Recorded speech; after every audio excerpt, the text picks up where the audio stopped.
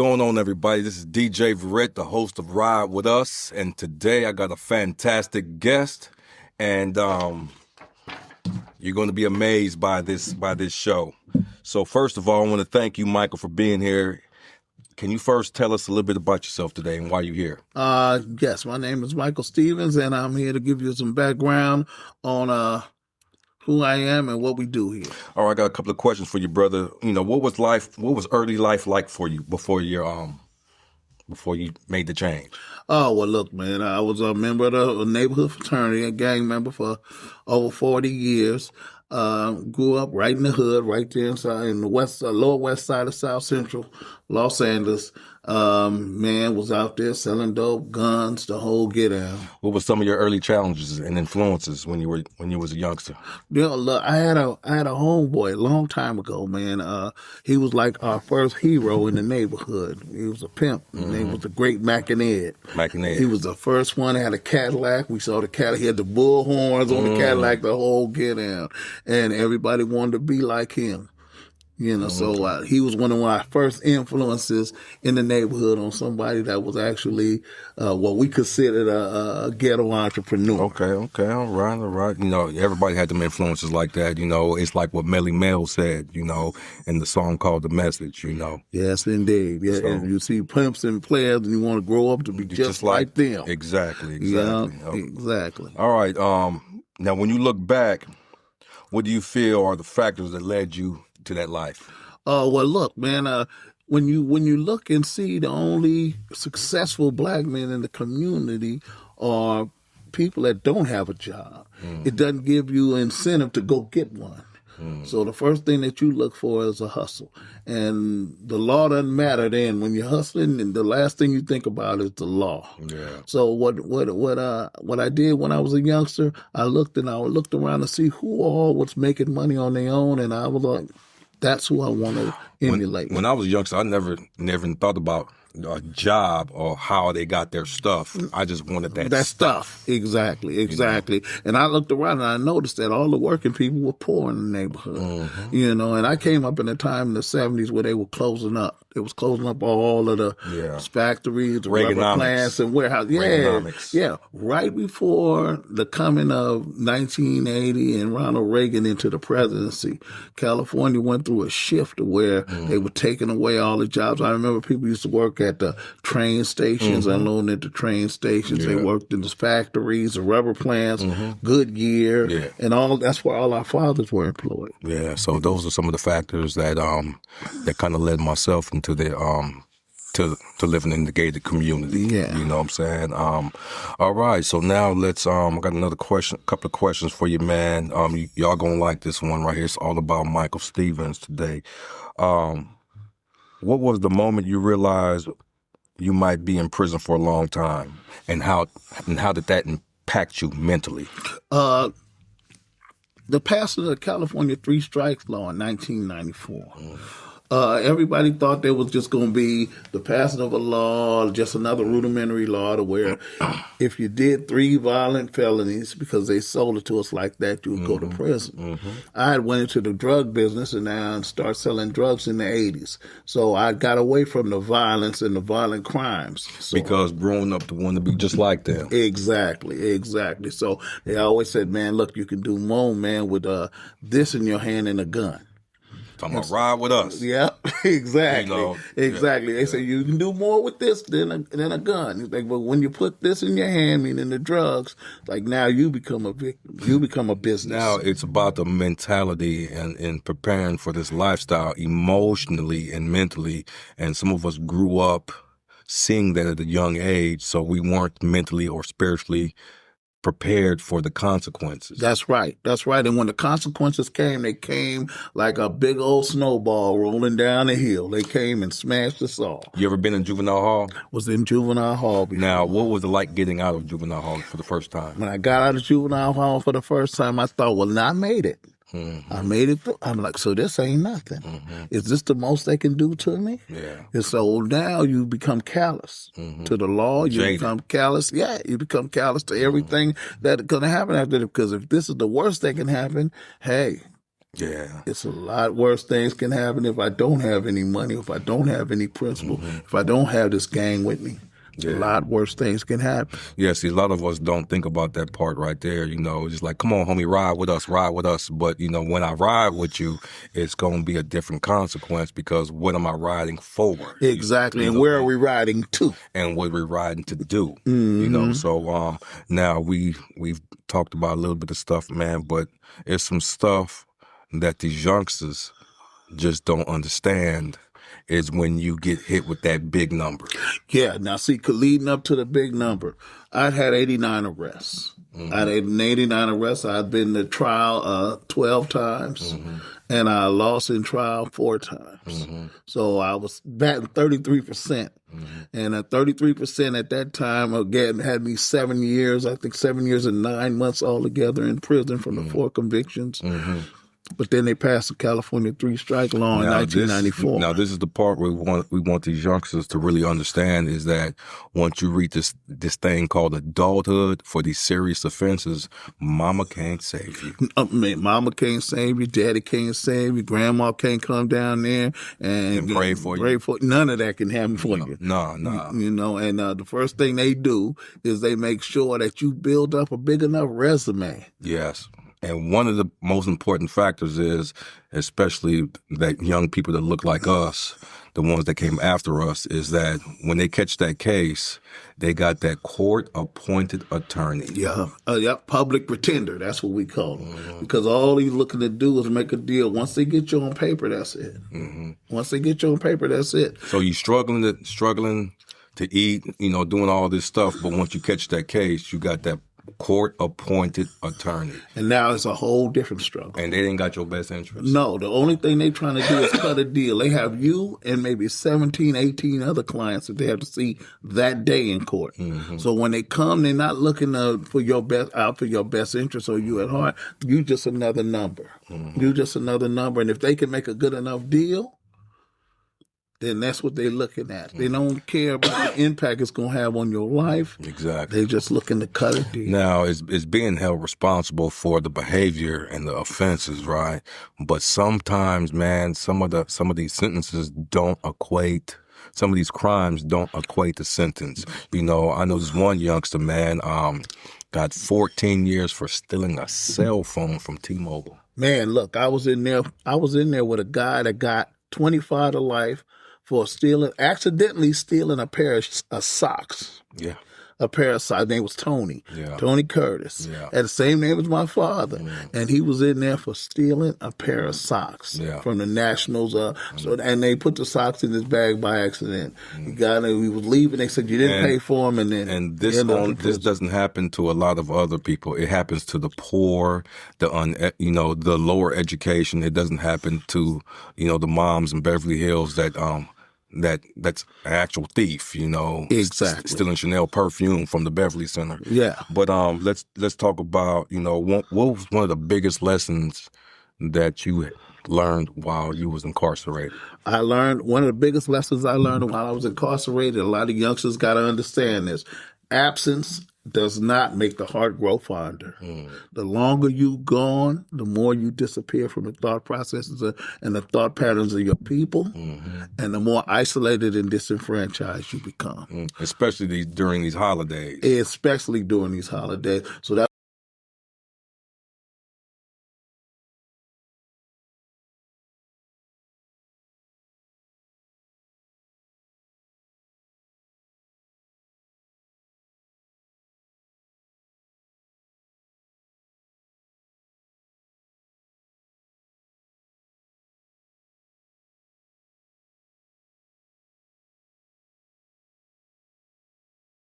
progress. So what was your program looking like during that 25 years? But look, the first thing when I got to 25 years, I was thinking, man, now what? I actually got 39 years of life. I got 39 years of life on a nonviolent, non-serious crime. You had children? I got a son. Got a son. Had a son. My son was 11 years old when I went in. When I came out, my grandson was 11 years old. Say that one more time. when I went to prison, when I went in through those gates, my son was 11 years old. Mm-hmm. When I came out of those gates, my grandson was 11 years old. Damn.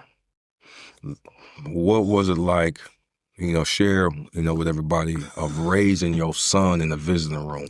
Man, look, the one of the things that was the most embarrassing thing that I had, and I thank God that it was trying not to have him come. And you always think of that. I want to see my child, but you don't want your child to see you in that condition. Mm-hmm.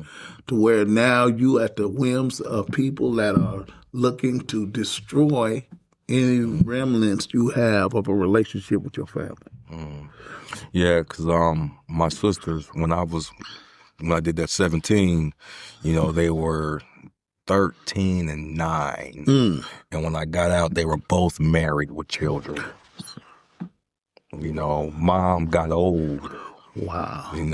Eating vending machine food and things like that. But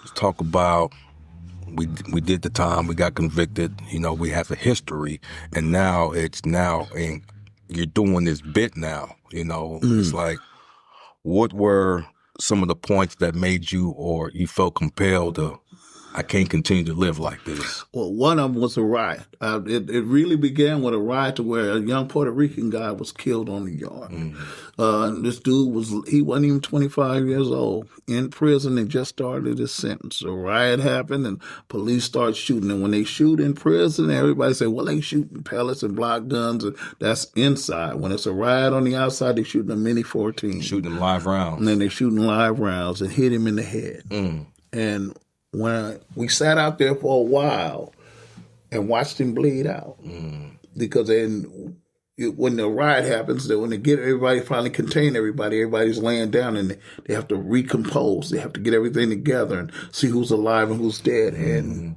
watching that man bleed out. Yeah, I remember I was in a place called USP Florence, and I was at the vending machine, right, in the unit, and this white dude, his name was Maynard Campbell. He was an old white dude, and these other white dudes came up on him, man, and not paying no attention. Yeah, to me, they're paying attention to him. Man, they pulled out this bone crusher and stabbed him in his chest and in his neck. Wow. And it's like, fuck, I had to just walk away from that. And they call lockdown. Yeah. So what I'm saying is to these youngsters who may be watching this and your family members who are going to be watching this is that's a dangerous environment. Yes. Very dangerous environment. Yes. So it's like, okay, when I first got put on, they didn't talk about this kind of stuff. No. See, that's one thing. When you join the neighborhood fraternity, they leave out all the fine print. Yeah. When you sign up, real. They leave out all the fine print. Fine print. And one of the things is what I learned, I'm pretty sure that you learned too, is like, I'm getting old in this motherfucker. Oh, yeah. You feel it. You feel yourself. You watch yourself in the mirror deteriorating. Mm-hmm. In front of your very eyes. Mm-hmm. Every year it's another wrinkle, it's another gray hair, it's another bald spot. Yeah. And you see it coming. And that's when you understand that's when you have a true understanding of what time actually does. Let me ask you this question. How many obituaries did you receive in the mail? Because I got a whole bunch. Well, listen here. All together, I got 13 obituaries, and I was one of the fortunate ones. Mm-hmm. I was one of the fortunate ones because I didn't get the obituary of everybody who died, because I think that would have drove me insane. Yeah, the family, we got a bunch of obituaries with those, but also the homeboys and friends. Yeah, I had some that died, and I didn't get their obituary, and I'm in prison 10 years before I find out that he died 2004. It's 2015 now. And I'm like, he died in 2004. Yeah, you just now hearing? Yeah, I'm just now hearing about it. Now, yeah. So, all this stuff is some real talk. This is real penitentiary talk. This is real reentry talk. Yeah. So now I understand that you went to college up in that joint. Oh yeah. See, and that's when the change began. When I saw that young man bleed out, And then they said, and this is what really made me start going to college. I saw him bleed out on the yard. And then they went into his cell. And the cell, he said, I was like, well, listen, man, somebody get at his people and let his people know what happened to him. And the cellie came and he said, now I got to talk to you when we go to he came out to the shower and said, hey, man, I can't get at his people. Like, why? It's like, I don't know how to write.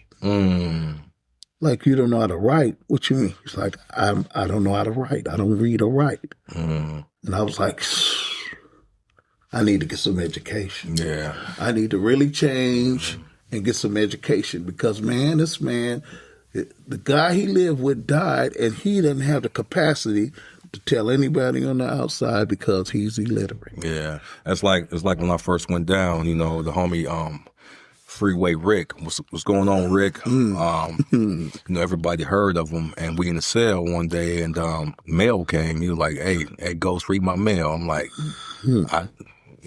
he was illiterate, didn't know it, but he went and got his education though. So now Rick is an author, but that's one of the hard parts about education. But let's continue about your education. Yeah, so I ended up signing. First, when I got there, I was like, okay, first thing I need to do is take my GED. I need to get my high school diploma out the way. So I ended up taking a GED. I had a friend of mine named Kenny Johnson. He said a college program. The inmates have been requesting a college program, but they didn't know how to go about it. So the older convicts, them lifers, the convicts went to the warden's office and was like, "Hey, man, look, we understand there's a college program being given to the CDC officers, and they're not participating. Is it possible for us to write that college and see will they educate us?" Yeah. And he laughed at first because he was like, "Educate y'all? What?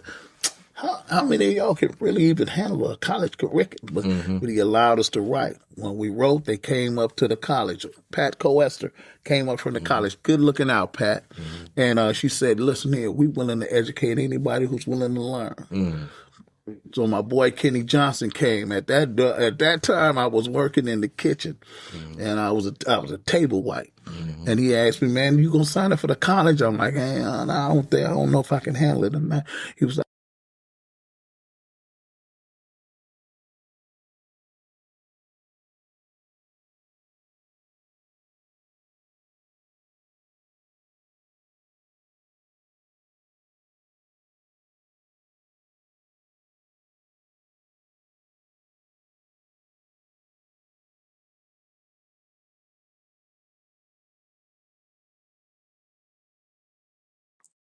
from there, I spent 20 years in college and got 10 degrees.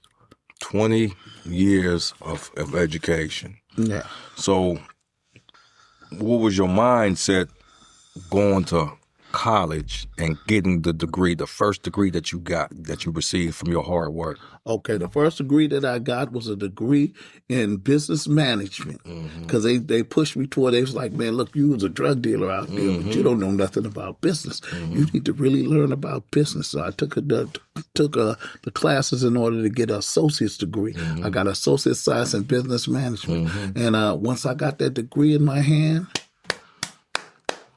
it changed my whole concept. I was like, you know what? I'm the first one of my mother's children to have a degree in their hand. Damn. And I thought, all the things that I learned, how many things I don't know now? Like, what about all the drugs I've been selling? So the next thing I took was alcohol and drug study certification. And I learned about everything that I was doing. Like, man, no wonder the community look like that. I'm destroying. I'm the reason the community looks like this. I got to be able to do something about this. Now, this is about accountability now. Accountability, Yes. Accountability takes different forms. And sometimes hard heads got to go through hard lessons, So doing accountability, now you're seeing some of your part in the way the community is, not the whole thing, but your part in it. Exactly. And how you can change that. So what was the healing process looking like? So as soon as because you still so-and-so from the so-and-so. Exactly, from the turf. Yeah. The next class that I took, I took a micro and a macroeconomics class. And I start realizing the reason that I was doing things because I didn't understand the economy and how the economy actually worked. So I'm like, okay, I found out that scarcity is the problem. So now the lack of is the reason that you do what you do. I'm like, so look, we have to change that by trying to bring in abundance. So my next degree, from being vertical, to be horizontal to being vertical. Yeah. My next degree was in sociology. So I started understanding from that economics class the sociological impacts that you can have if you change your thought processes at an earlier period. And that's why I say a community can only thrive if the people in the community thrive. But if the community struggles, the community struggles as a whole. And that's a social thing. That's one of the crux of social change. I had a class that I took called Personal and Social Adjustments. And one of those things in that class was the reality model. They said, okay, everybody that's in the community, we all have these principles that we put on a belief window. So we're looking out a window and there's principles stuck on the belief window. And a lot of the principles come as statements. So a lot of the principles that I had came as statements from what I saw out my belief window. And one of them was, there's no rules to getting what you want. And I was like, so I did that for years, ended up with 89 arrests. So I had a faulty principle on my belief window. Say that one more again for them people. I had a faulty belief on my a faulty principle on my belief window because I believed that there was no rules to acquisition. And every time I tried to acquire something, I ended up in prison. One of the laws of the reality model that I learned in sociology was the first law. If the principles that you have on your belief window don't serve your needs over time, then you have a faulty principle on your belief window. And that's temporary. But it also leads to other things. It leads to your actions. It leads to the consequences that come from your actions, because just because the principle's sitting there doesn't mean anything, because there's rules that come with that principle. And that's the part that I say that because I was one of them too, and they got me locked up. Yeah. Exactly. Because that's one of the principles that you got on your belief window, is that only thing can happen to me is if somebody else does it. Yeah, so that was the thing. They got me locked up. Yeah, exactly. They got me locked up. Now I'm hearing a whole bunch of different things, right? So it's like some of the homies got hot ones, right? Yeah. And they say, man, they got me locked up for a life sentences. It's like, well, what happened? So, I sit back and think about it now. It's like, what do you mean they got you locked up? Homie, you smoked somebody. That's part of the lifestyle. You got caught for smoking somebody. Don't understand the rules and the actions. They're not locked up. It's the crime. And I didn't understand that until years later. You understand what I'm saying? And so now let's talk about, after 25 years of incarceration, what was your first day out like? Man, my first day out. When I went to the gates, this is one of the things that actually confirms my thought process that change is good. I didn't have anybody coming to pick me up. So as I went to the gate, they signed it. They said, your ride is waiting in the parking lot. I'm like, okay, my ride is waiting in the parking lot. Ain't nobody know that I'm getting out. I ain't heard from nobody. I walk out into the parking lot. And it's a young man, Carlos Cervantes, that was in college with me. And he said he's working for an organization called the Anti-Recidivism Coalition. And he said, look, man, we all saw your name pop up on there, and everybody said, oh, I'm going to get him. As somebody he did time with, who made the change, got out, got employed, and went to go pick him up. And came and picked me up from prison. And on the way back, and I was like, I thought the whole thing that I was going to come out here and be alone.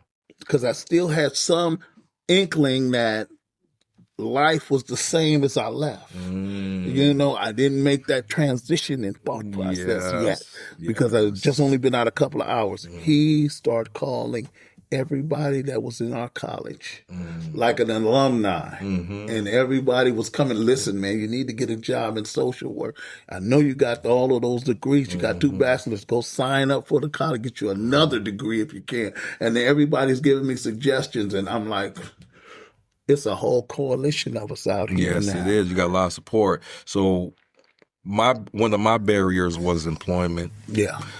They got cell phones now, technology. What were some of your biggest barriers when you touched these 10 toes down? Man, technology. The first thing that look, when I looked at it, it was like I was like, man, what is this? Is this a remote control to a spaceship? You know what I'm saying? I couldn't even figure out how to turn it on. I'm like, wow, this is way different from the Motorola flip phones and the beepers and the bricks and the beepers we was running around. Ain't nobody got jury curls no Nobody more. got jury curls. Ain't no beepers inside. None of that, man. I'm like, so the technology, learning how to operate the phone and understanding that now this tool is a prevalent part of life now, since you've been gone for the last quarter of a century.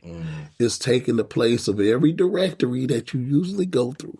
Ain't no more yellow pages. No.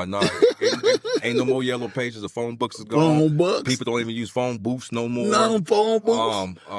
Look, on TV gone, select TV, all that. All that stuff. The VHS. Yeah, CDs is gone. All that. All this stuff. So everything. So I'm like, I'm really a caveman. I'm coming out and I'm a caveman. Rip Van Winkle. I'm Fred Flintstone in the Jetsons. Yeah. You know? Yeah. So I'm looking around, and one peculiar thing I always tell people, I came into my first night out. It was the first time I had been out with the sun down in over a quarter of a century. Wow, yeah. So I hadn't seen the moon in its fullness in over 25 years. Without that barbed wire gun tower. Exactly. I didn't. So no more watching the sunset behind the gun towers. Exactly. And so when I looked out, I kind of froze and was like, I'm actually out here. And so I'm walking down the street. I'm like, let me take a walk down the street. This is a store down the street. I go down the street and I pass by a bank. And the teller, you know, when you go by the bank, it lights up. And it was one of those banks with the teller who, and somebody said, may I help you? And I took off running. Yeah. It's like when I got out, it's going to the supermarket, you know, it's like I don't need a list. I don't need a mesh bag no more. Yeah. I can just sign nothing and just, you know, to the homies, hey, I want that. I can walk through each aisle. Wow. Ain't that something? That's something. You know. So now about the housing, how did you seek employment? Okay. So this is how I seek employment. The first thing I went to was a class. A guy named Derek Hill runs a thing called Dad's Back Academy, to where it's a class that teaches you reconciliation with family, especially your children, after people have been gone for long sentences. So I'm doing that class, and one of the instructors of the class saw that they was like, well, we're going to need to put together a resume, and looked at my resume and saw all the degrees I had. And then they interviewed me and said, hey, look, you can actually be of help in the social services dealing with the youth. And her name was Sammy Martinez. And she said, I know where we can go get you a job at, because people need to hear from you. Yes. And so she sent me this place called Justice for Youth in Pomona. And they dealt with wayward youngsters, mostly transitional age youth. Well, you good at that, you know, because you live the life that they're currently living, you know. So, but the question I have is, how do you stay grounded and focused as a productive member of society today? How do you do that? Well, look, like you said, it still takes a village. It takes a village. So what I do is I join organizations like the Southern California Ceasefire Committee, who actually deal. Shout out to you to the committee, who actually deal with the day-to-day humdrum, the day-to-day truces and gang reductions and violence reductions and gun reduction and gun use reduction. Yeah. They use their experiences in the streets and are and our alumni, being alumni of the community organizations in order to facilitate change. So this is part of your healing process because I think it motivates you to keep moving forward even through a tough day. Yes, it does. Yes, it does. Now, after I left Justice for Youth, I was hired by another progressive and very strong organization called the Urban Community Action Network. You know, I had met I met the CEO, DJ Verrett, at a ceasefire meeting.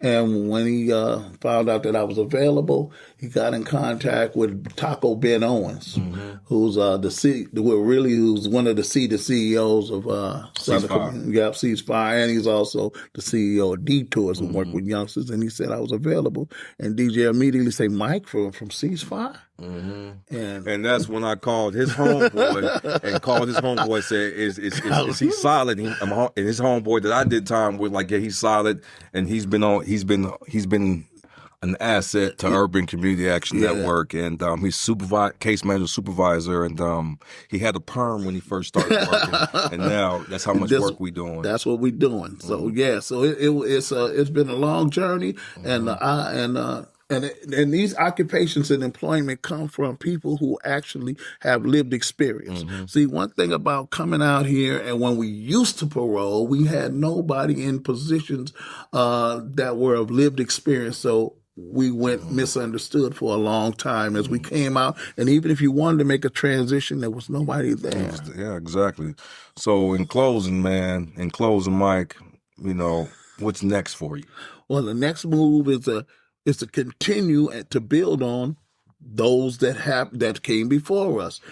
Urban Community Action Network came before us.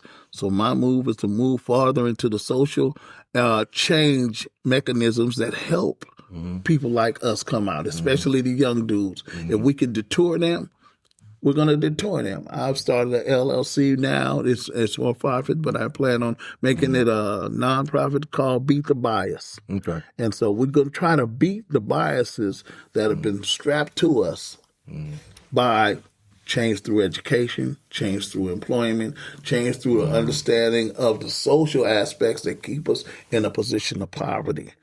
You heard it there. So check this out. We want to thank you guys for riding with us during this podcast. I got Michael Stevens right here. His information will be in the description. Please follow us. Please like us, and please add a comment to our YouTube podcast. Ride with us, Los Angeles, California. My name is DJ Verrett. Peace and love. Thank y'all for riding with us. Hey, peace. Thank you for having me, man. That's right.